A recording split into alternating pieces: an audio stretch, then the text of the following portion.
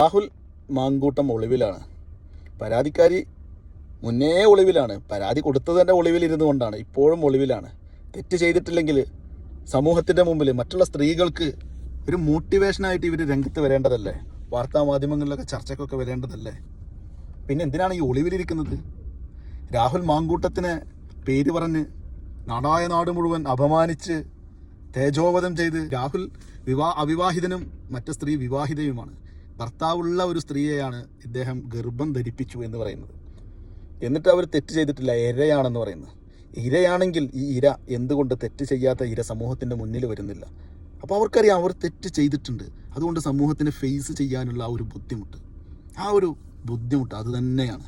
അവരുടെ മനസാക്ഷിക്കറിയാം, സമൂഹത്തിനും അറിയാം അവർ തെറ്റ് ചെയ്തിട്ടുണ്ട്.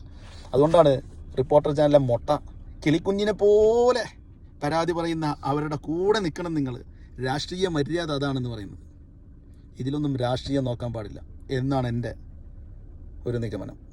രാഷ്ട്രീയത്തിനപ്പുറം മനുഷ്യനെ മനുഷ്യനായും തെറ്റിനെ തെറ്റായും കാണാൻ നമുക്ക് കഴിയണം. രാഷ്ട്രീയ അടിമകളാവാൻ ആർക്കും കഴിയും, പക്ഷെ മനുഷ്യനാവാൻ മനുഷ്യത്വമുള്ളവനെ കഴിയും.